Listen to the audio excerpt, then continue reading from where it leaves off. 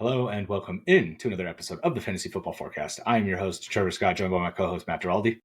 What's going on, guys? And today we are getting into the Beat the Waiver Wire players for Week 8, right? So this is before your Week 7 matchups. We're going to look ahead towards some players that we think that you should try and get onto the end of your bench. Again, this is always the same exercise. You get some guys that are finally out. You're able to move them into your IR spots, and you have maybe a roster spot or two that you can play with here, or that you can look forward to next week.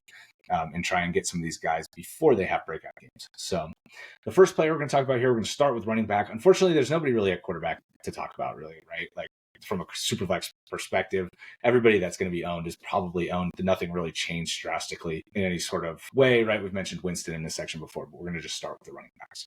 So the first name we want to talk about is Kimani Vidal. Kimani Vidal, last week was the first week he played. He got 6 touches, highlighted by that really nice 38-yard receiving touchdown. We know that Gus Edwards on IR. Obviously, Dobbins has been great, and this team is obviously committed to the run, and they don't necessarily want it to wear Dobbins down. You know, they've got aspirations for a nice playoff run. So I think we could see Vidal continue to carve out a role if he proves to be productive.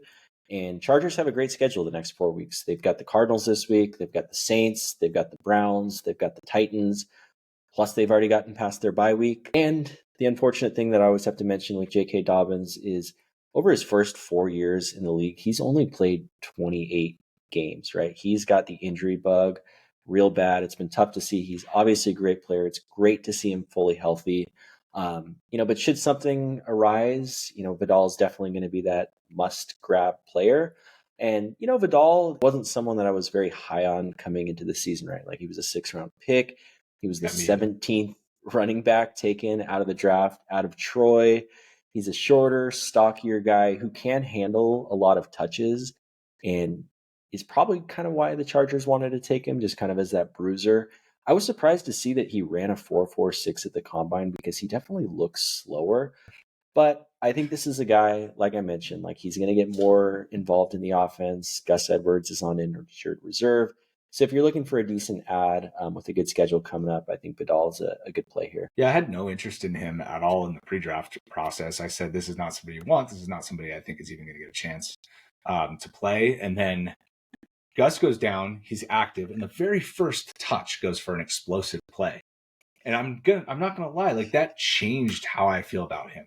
I'm like, wow, so he has that in his bag, right? Not saying that that's going to happen ever again this year, but the fact that he showed an explosive play, my thing was, like you said, he's a bigger, smaller back plotter. Feels like just would rack up if needed a bunch of carries, but seeing him actually have a big explosive play in the passing game gave me at least a little bit of hope that if he ever takes over, that he's going to be worth playing. So this is somebody, like you said, right? Gus is out. Gus looks terrible anyways. There's a chance that they just don't give him back the number 2 spot, and Vidal is just that for them the rest of the year. And Dobbins, I mean, if they're going to keep loading him up with 28 touches a game, 25 touches a game, I don't know how much he's going to be able to handle that. So maybe they just decide, once Vidal is a little bit more comfortable with pass protection, once they trust him a little bit more not to fumble, those type of things that come up with rookie running backs, especially ones drafted late, maybe he grows into a 10-touch role here, which was something that Gus was kind of challenging for before he just became entirely not effective. And if that's going to be the case in this offense, they want to run the ball. It could be a decent role here for your bye weeks as we kind of push on into the season. Any other injuries, so go ahead and get him onto the end of your bench. The reason we talk about him first too, he's only 23% rostered, so there's a very good chance he's available in your redraft leagues, especially if you have any sort of bench constraints, something where it's not just like 8 or 10 bench spots. So go out and try and add him to your bench. The second guy we're going to talk about here at running back is Jaylen Warren. So his roster percentage dropped down to 42%. And I think that's a reflection of how bad he was early, but he came into the year hurt. We didn't even know if he's going to play in week 1, and then ends up playing. He did better in week 2, then got hurt in week 3, then missed 4 or 5 and had his first game back, didn't do much. So I get why he's getting cut. He's done nothing. But the fact that he's still owned in 42% of leagues and he's still out there, I think shows that he, is still somebody that a lot of people have some faith in despite how bad he's been. And I'm one of those people. I think that he should be owned in a lot more leagues here.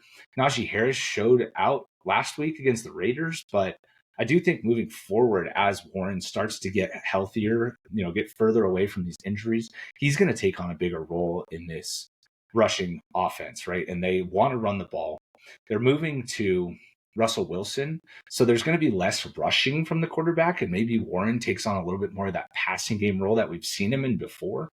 And I think there's a possibility that his role really does step up here as we push forward in the year. The one thing I would also highlight about his schedule that I'm not super excited about, like if he gets it rolling and you're like happy, and then you get to the playoffs and then he goes Philly in week 15, Baltimore in week 16, and Kansas City in week 17. It's just like, did he have to have such a bad schedule for like a player that's going to be most likely a flex play anyways? Like, you're not going to be comfortable starting him in the playoffs unless something happens to Najee and he's the lead back, right? So that's the one thing that I would say, like, Warren is maybe more of just like a get you there if you're looking for a running back that maybe hasn't been playing well and is on waivers. This is a guy that I think should be rostered in probably closer to 75% of leagues. Yeah, and unlike a lot of the guys that we talk about with beat the waiver wire, Warren is an established player, right? Like, we've seen how good he can be. We've seen how efficient he can be. We know how good he is as a pass catcher. So if you're the type of fantasy manager that just wants to get good players on your team that have a history of being productive guys, like, that's someone that I would be targeting. And like you mentioned with Russ, we don't know exactly what this offense is going to look like, right? Like, maybe it's a lot better and more efficient. Maybe there's, with the goal line more, maybe he's dumping it off to Warren more. They run at the second highest rate as a team. Going down to wide receiver now. Those are our two running backs that we want to go over. The first receiver that we want to go over is Xavier Legette, owned in 41% of leagues. I think at this point, again, another guy that should be up at 75%.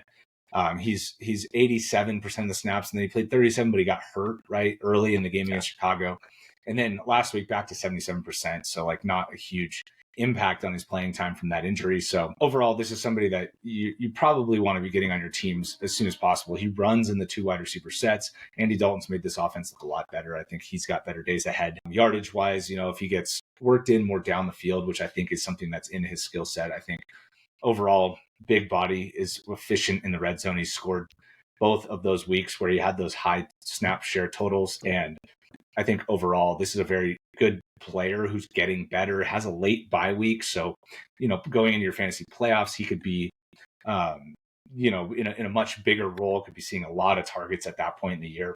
And then also the reason you wanted to bring it up, and maybe we talk about this back and forth a little bit, is there's a chance Deontay Johnson gets traded from the Panthers. And then in that case, he would be the number one, and he would be kind of the focal point of the targets from Dalton, which obviously I think would increase his value, even though it would put him against number one corners, which I don't know how ready he is for that. I think that's going to be something to monitor as well, but I don't think Deontay's going to get traded. So maybe you can shed some light on Legette and on that situation.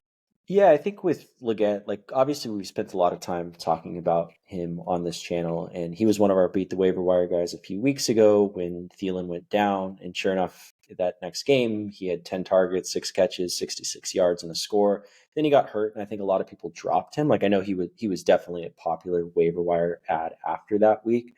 But now that he's back and healthy, you mentioned he scored the touchdown this week. And I think with Deontay, it's just kind of like the unknown of whether or not he gets traded. And I do think, although he would be facing, much better cornerbacks, I think just you can't argue with the potential amount of targets he would see in that scenario. But yeah, regardless, like, he's solidly the number 2. Like, this isn't a great offense per se, but I think he's still going to see a lot of volume. I think he's someone that you definitely want on your rosters. And this week, he could be a decent plug and play. He's got the Commanders, who are an improving defense, but Legette is explosive. We know that Dalton's going to throw. So I definitely like him long term. And like you mentioned with rookies, second half bumps. Yeah. So, and seeing him already have a double-digit target game with that late bye week, I think, he's going to have so much time. Then the bye week where they can really get him integrated, maybe even featured in a big way. So I think this is somebody that has long-term value and somebody that I'm surprised, honestly, is owned in so few leagues. I would expect that he should be owned. Like, he's not, like, there's somebody in your league, even if it's not you, there's somebody in your league that should have him. So hopefully we see his roster percentage go up here this weekend. The second receiver I wanted to talk about, and this is my guy here. You were like, why are we going to talk about this guy? But it's Darius Slayton. So obviously he was added when Neighbors went down, right? Big game in Neighbors' first game, missing 8 for 122 and a touchdown. And then he had 11 targets again, only 6 for 60 in that game against Cincinnati. So not nearly as much production with the 11 targets, but I want to include him here because there's a chance he got cut in your leagues now that Neighbors is coming back. He's only 35% rostered.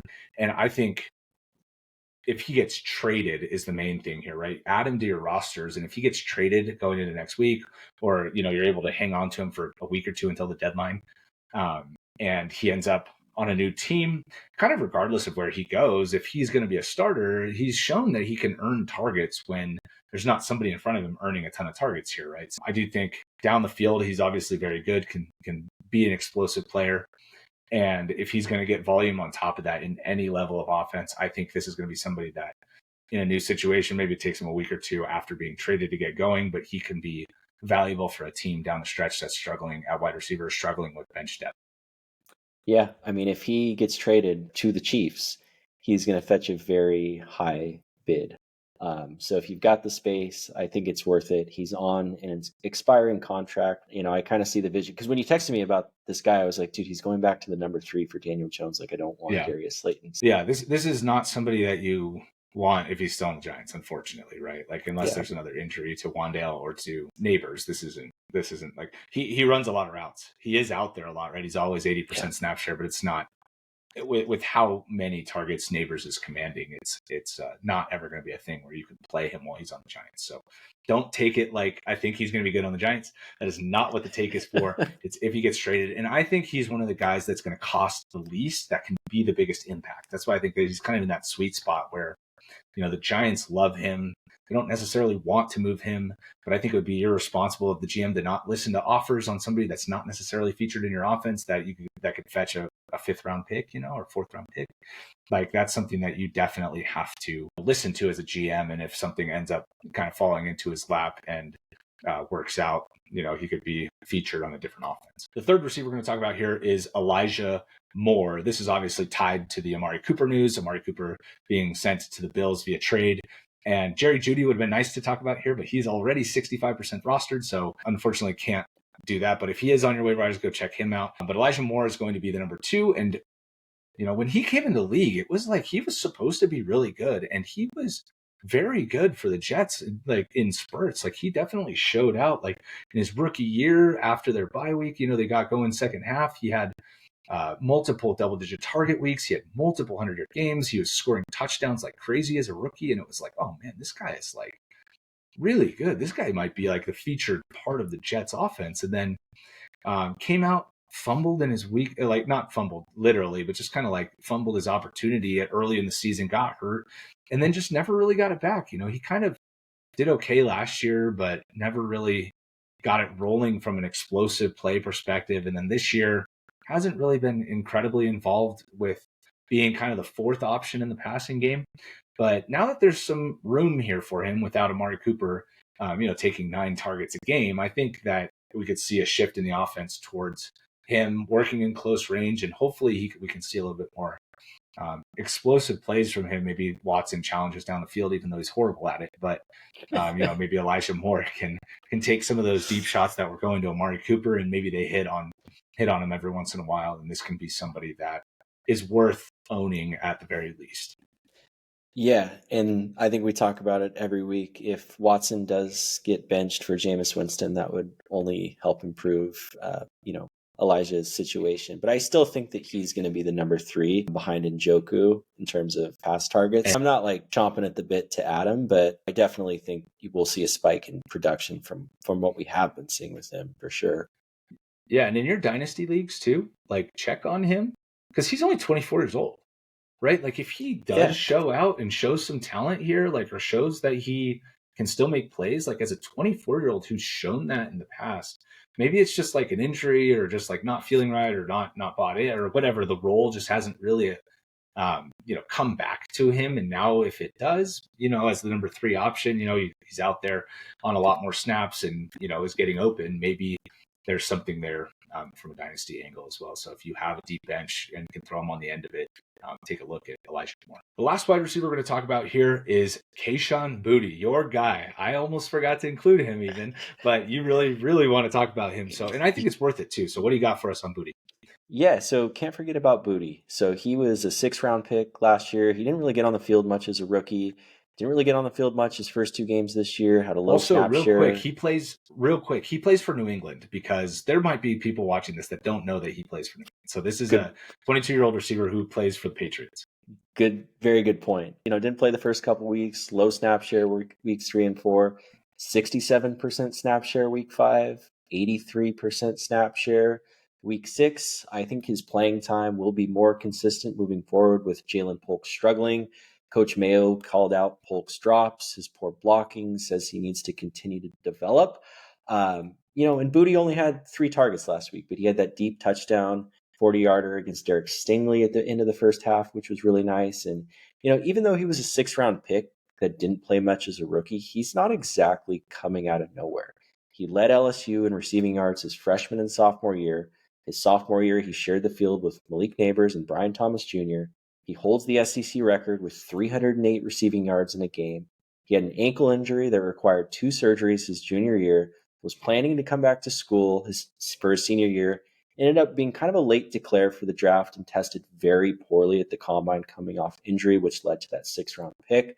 I'm not trying to say that this is, the next big thing, but I am saying that with Drake May being a rookie, looking good, going into his second start, this being a very talented player, this is the type of guy that I want to take a shot on long-term for rest of season. Yeah, and, the 22-year-old thing, and also the snap share increasing, he is now listed ahead of Jalen Polk on the depth chart. So this is somebody that's going to be on the field moving forward, unless something with the roles end up changing down the road. But this is the kind of guy you want to get in front of on the waiver wire, right? Because you mentioned on Stingley, that is nothing to sneeze at, getting deep on Stingley, and having Drake May be able to put it on him 50 yards down the field. It was like it was a 40-yard touchdown, but May was deep in the pocket and let it fly all the way to the end zone. Yeah. Like it was a very good pitch and catch, and so nothing to just like write off, I guess. Don't be surprised if you see him back in the box score and be like, dude, who is this guy that kind of scored last week and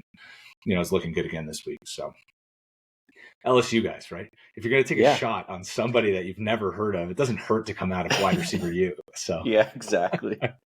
Yeah. So I'm with you here. Actually, I think you convinced me a little bit too. I might have to go take a peek at him in my dynasty league, see if I can cut maybe a Noah Brown. I'll see you on the waiver wire. Yeah.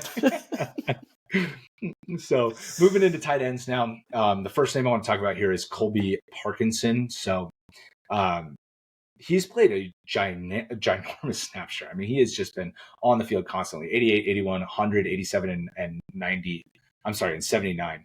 And his role has expanded going into the bye week. And I think obviously this has to do with some of the injuries that went around with the Rams. But I think it also has to do with the fact that he's getting just more involved in the offense overall, earning McVay's trust. It's his first year in the offense. So, McVay runs pretty complicated offense. I think he's getting more read in. And he had 4 for 33 on 7 targets in week 4, and then 7 for 52 on 13 targets in week 5.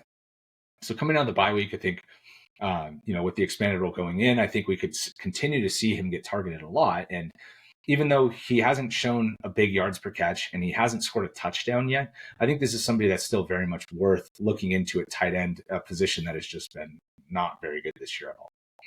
Yeah, I'm with you here. I like this a lot. And even with Cooper Kupp coming back, like obviously he's not going to see those 13 targets again, but that's going to make the offense so much better overall. And Stafford is just, I don't know if it's just he's not been getting lucky in the touchdown department or if it's just all been the running game, but like those touchdowns are going to increase. And if you're looking for short passes in the end zone, like a lot of times he will look to the tight end. So I like him a lot. And I think the low ownership is just kind of a byproduct of, one, coming off the bye, but 2, there's just kind of like this carousel of like mid-level tight ends that no one can choose between each and every week. And it's so frustrating. Yeah. And I think too, there is kind of like the 10 that got drafted at the top are like the 10 that people are still trying to like stick with. Like, I think even Mark Right. Andrews is still not getting cut very often, Yeah. and then he showed life over the past Yeah. couple weeks, so people Kyle aren't necessarily Pitts, moving on like from in him. week 4 or 5, Yep. whatever Kyle came Pitts out, like, looking like showed some life a yeah. couple weeks. He had 8 for 80 2 weeks ago, and then he caught a 50-yard pass this past week. So, they're not necessarily, if you have one of those guys, you're not necessarily moving on. Just Parkinson would be a good guy to add if you missed on Tucker Kraft, for example, or if Kraft comes back on the wire, right? Like, you could look at him, but I think Parkinson is right in that conversation in the 11 to 13 range if you're still looking for tight end, or if you're in a 12-team league, right? You want to try and get Parkinson on your roster. The second tight end that I want to talk about here as well, and sticking with the Patriots theme, I mean, I feel like we've been hammering the Patriots ever since Drake May took over the job. And I did mention Hunter Henry in the waiver wire video last week or earlier this week, but I think too, he's only 28% rostered, so his roster percentage didn't really move very much. And I think Hunter Henry is worth an add here. Played only on 71% of the snaps, and he had played much higher snap percentage, so I don't know entirely what that was about. But he still had 3 catches, 41 yards, and a touchdown, scored his first touchdown of the year. And with May looking like they might actually be able to score through the air, I think Henry could be a big part of that. 6'5", 250. It's hard to beat a big body like that, somebody who's talented, who's scored touchdowns in his career quite frequently. Doesn't have any buys until week 14, so it's somebody you can rely on through the middle part of your schedule here as well. So, and he's tight end 11 on the season. It's not like he's been bad to this point. He's been very involved, really. I mean, he had that 8 for 109 game kind of fueling his tight end 11 status. But I think overall, hopefully his snap percentage gets back over 80% this week against Jacksonville. We could see 6 for 60 and a touchdown this week against Jacksonville. And if that's the case, he'll probably get added in a lot more leagues going into week 8. Wasn't he like the tight end 1 last year after 2 weeks too? Yeah, something like that. Or something, like something 8 weird. for 80 and a touchdown in both weeks. Yeah. Yeah, exactly. And I think what you mentioned with May throwing for more touchdowns than obviously Jacoby Brissett, I think that aligns perfectly with Henry's game in the red zone, right? And plus, for a young rookie quarterback, like, you want to rely on your safety blankets, right? Like, I think we're going to see a lot of targets to, first and foremost, Pop Douglas, who, I don't know if we mentioned it, but if he is on your waiver wire, like, please go at him. And I think that's even a good start this week. But Henry as well, right? I think this is an ascending offense. And again, same deal with the tight end carousel. Like, it's going to be season long, I think. Yeah, I agree. I forgot to mention Pop Douglas, but he is only owned in 48% of leagues on Sleeper. If he did not get added in your leagues, that number should be 100% in my opinion. So go out and try and get him for sure. All right, we'll wrap up here with the defenses. So we got 2 defenses to talk about here for week 8, right? We're not picking these guys up for this week. We're looking at their week 8 matchups.